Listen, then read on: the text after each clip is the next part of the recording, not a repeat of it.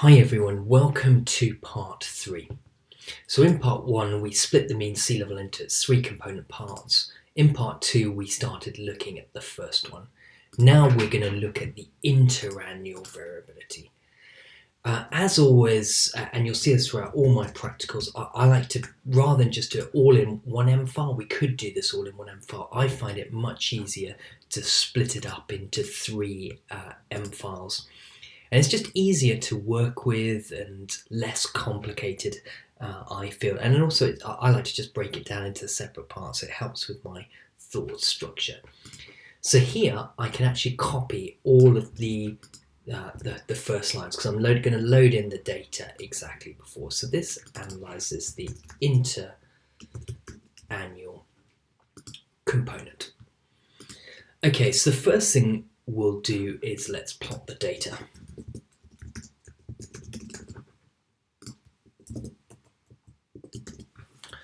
And again, let's cut and paste. Once you've written some code, actually, you can often cut and paste. So let's pick up the interannual component here. We'll cut and paste that in, and I'll just pick up a figure so I don't have to rewrite that one again. Okay, now I'm actually going to do 2 subplots.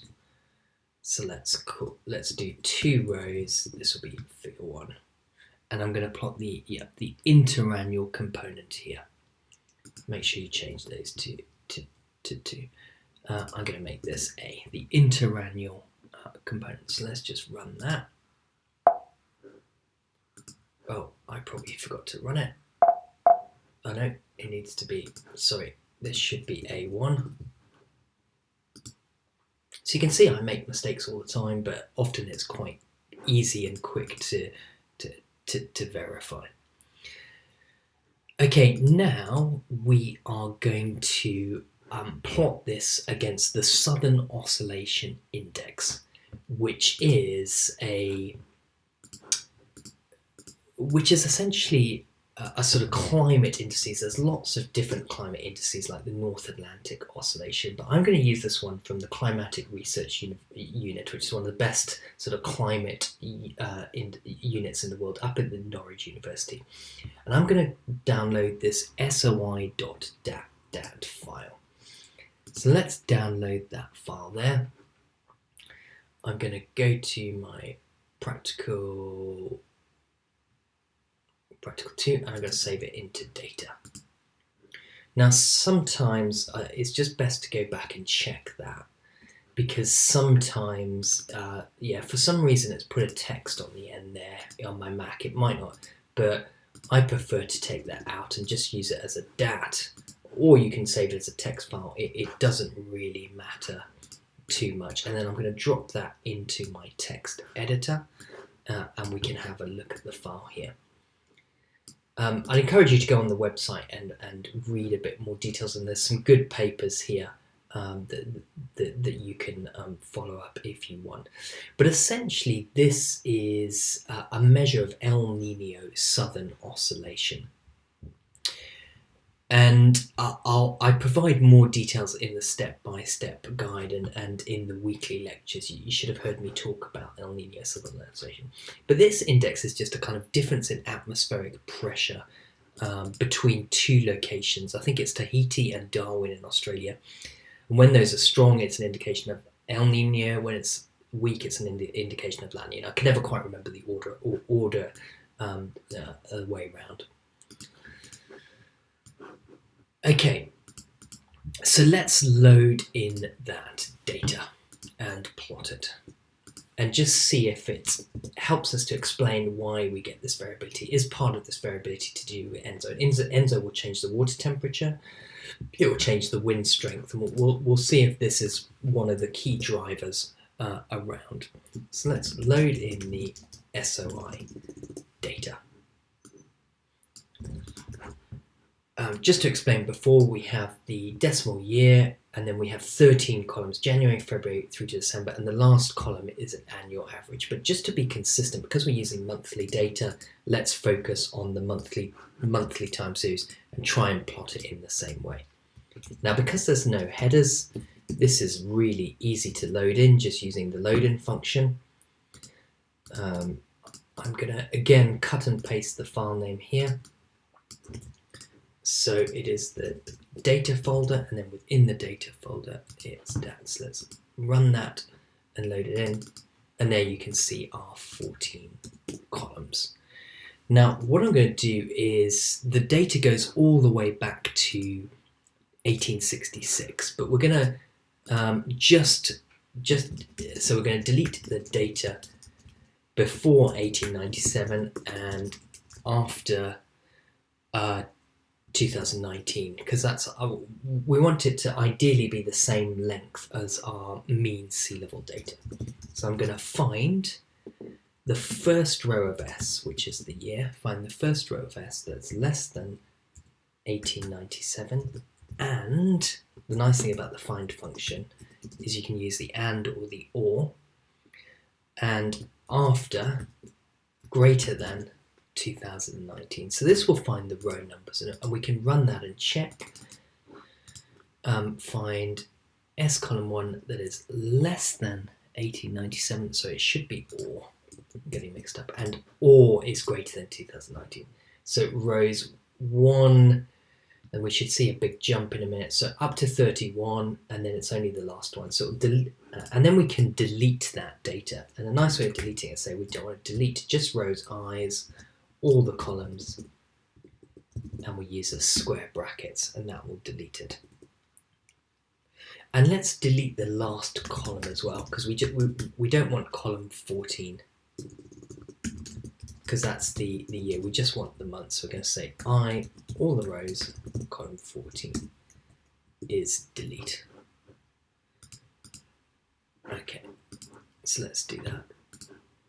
So now hopefully we should have this S that's 123 years, and each one of these is a month. So it should go from 1897 to 2019. Notice I always click and check things. Never just trust it. Always check that you're doing the right thing, because it's easy to slip up and add a year by mistake. Now at the moment, our interannual mean sea level is just one long column. So we want to reshape this into kind of one long column. So again, I'm going to work out the length of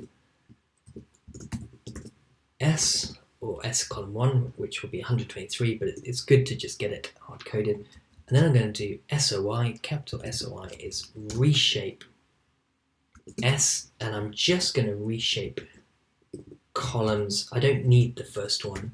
I'm just going to, because the first one is the year, remember, so I'm going to reshape columns 2 to 13. Again, this is why MATLAB, these indexing is so handy in that you, and then I'm going to prime it to turn it on its side, and then it's the length, number of years, times 12 for months, and into one column. So remember, you reshape the matrix, the number of rows, number of columns. So now we should have this SOI, and you can see it's exactly the same length, 1,476, as the interannual mean sea level. So now we can see we've got the data in the same format, so January, February, March, April, May of the first year. And then just to be consistent, we're going to smooth it to 1 year, like we did for the interannual component. So remember, if you go back to control 1, we use this nan mean function. Well, let's smooth it. I'm going to say SOI. I'm going to put an A on the end because it's going to be kind of annual. I'm going to smooth the SOI by 12 months, and I'm going to omit the nan. So now I have a smoothed function. Okay, and now we can plot that on the bottom plot. So step 4, let's just check. 1, 2, this should be step 3. Step 4 is plot SOI data.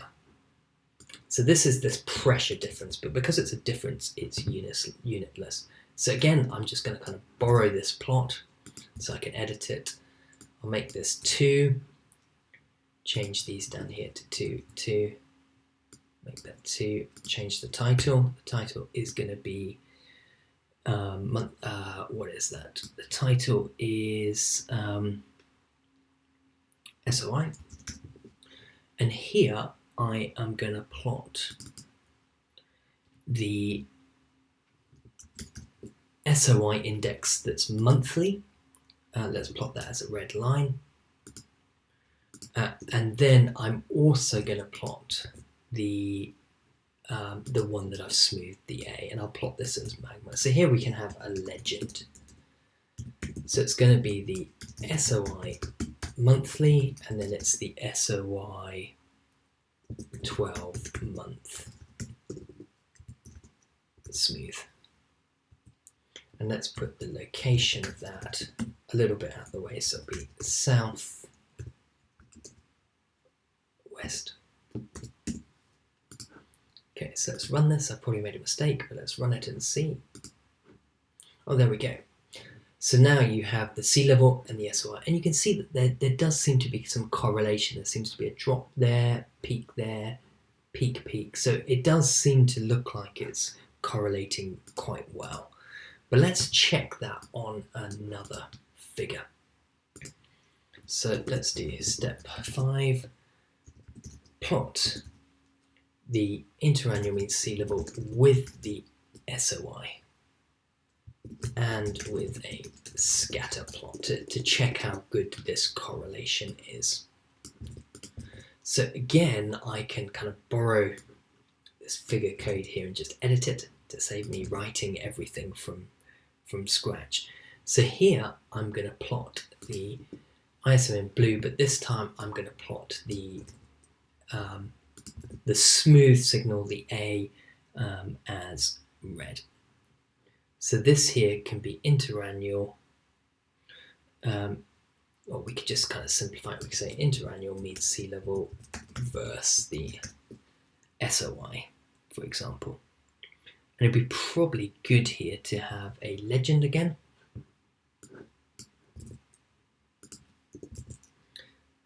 So this is the interannual mean sea level component. So let's run that.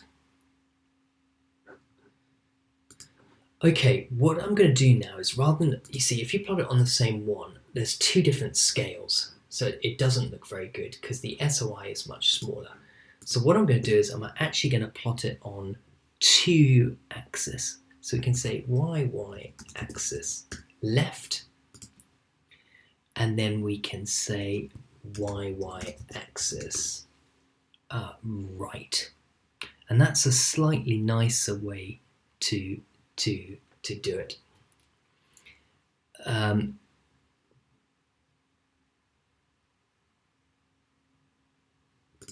So let's do that. Okay, so now you can see it overlays really well. You can see certainly in the second half of the record it seems to correlate very well, which suggests that the variability is driven by ENSO. Now what I'm going to do is I'm just going to move that label up. I'm going to move this one here to be the SOI. It hasn't got any units. And I'm going to change the color of this to be magma, just so it matches up. Magenta, not magma. What am I talking about? So there you can see it kind of matches up. If you could also, if you wanted to, change this orange color so it was the same, but I'm not going to bother doing that. And then in the bottom plot here, remember to change this to 2. Change that to 2, change this to 2, change this to 2. I'm going to do a scatter plot. And what I'm going to do is I'm going to plot the mean sea level on the x-axis and the SOI on the y-axis. Let's plot this as black circles, for example, here. So we can change the title. So this first one could be a kind of time series plot. Let's change it. And this one could be a scatter plot.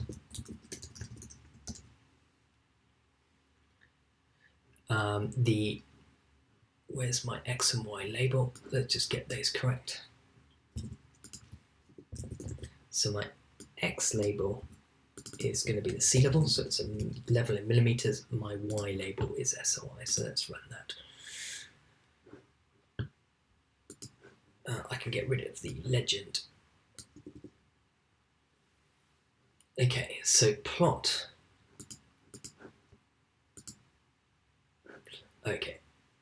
Now, what I need to do is not set the axis here because it's different limits. So when you do cut and paste, you do have to be a bit careful. So there you can see plotted one against the other, and you can see there clearly there's a bit of spread, but there's very good correlation. There's the same sign. So when the SOI is high, sea level is high. When the SOI is negative and low, sea level is low, which kind of illustrates that correlation there. I could probably take the color out here because I probably don't need that to plot it as black. So you do have to be a bit careful when you cut and paste. Okay, and then we've just got one final step where I'm actually gonna calculate the correlation coefficient, or the kind of R squared. So calculate correlation coefficient. And what's nice is there's a built-in MATLAB function. And often there is lots of built-in MATLAB functions. So what I'm going to do is I'm going to set up a new variable called CC, correlation coefficient, and in column 1 I'm going to put my interannual mean sea level. Now, because I deleted up here the parts of the data we didn't want, I can now copy it into the second column, the smoothed sea level, so the smoothed SOIs, because they're both the same length. So now I have a matrix with sea level and the SOI. Now there is going to be some NaNs in there. So what I want to do is get rid of those NaNs. So I'm actually going to create a new variable called CCC. And we need 2 columns here. And here I can use a function called prepare curve data. And I give it column 1 and I give it column 2. And what this does is it just gets rid of all of the NaNs in both columns consistently. So it just gets rid of NaNs.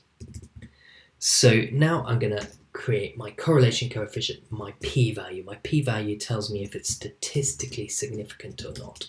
So I just use the correlation coefficient I put in the first column of CCC and the second column of CCC. And I won't put a semicolon at the end. So the correlation coefficient is 0.61. So something like 60% of the variance is explained by the SOI, which is pretty good. So there you can see we've looked at the interannual component and we've very nicely tied it in with ENSO. So you could do something similar for the UK, but instead you'd probably use the NAO because ENSO doesn't have a massive influence on the UK.